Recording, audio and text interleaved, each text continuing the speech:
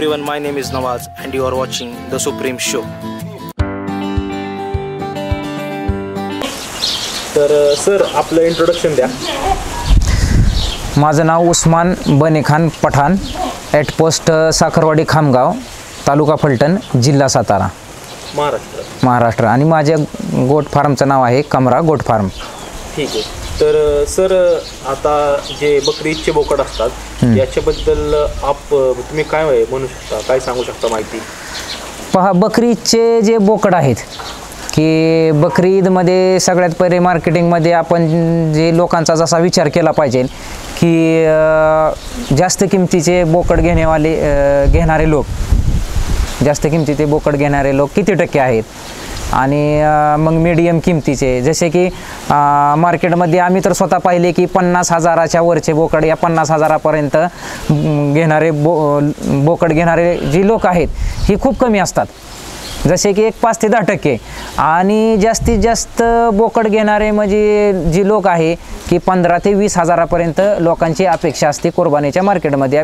आपल्या इथे लोकल मार्केटमध्ये जसे की 15,000 ते 20,000पर्यंत, जास्तीत जास्त 25,000पर्यंत 50 ते 60% लोक, 60-70% लोकसुद्धा 15,000 ते 25,000पर्यंत बोकड घेणारे आहेत.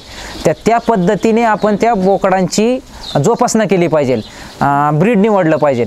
जसं की आपले जास्तीत जास्त मी तर म्हणतो की जेवढं आपल्या घरचं ब्रीड तयार करता येईल की मेलमध्ये बकरीसाठी मार्केटिंगला, ते आपल्या घरच्या शेळीचं ते खूप चांगलं.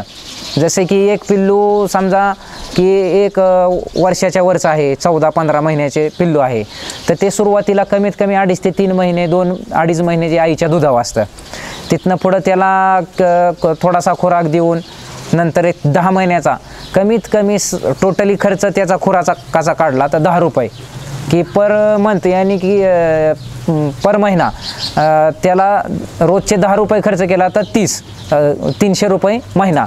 असे जे एका वर्षाचे त्याला वर्षाचे ती 13-14 महिन्याचे त्याला 350 ते 4,000 रुपये खर्च येतो खुराकावर त्या बोकडाला.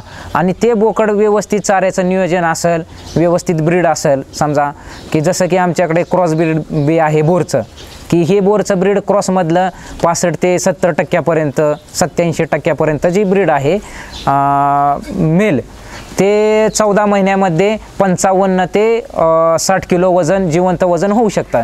ते हे मेल बाजारात कमीत कमी 20-22-18,000च्या वरून जातात.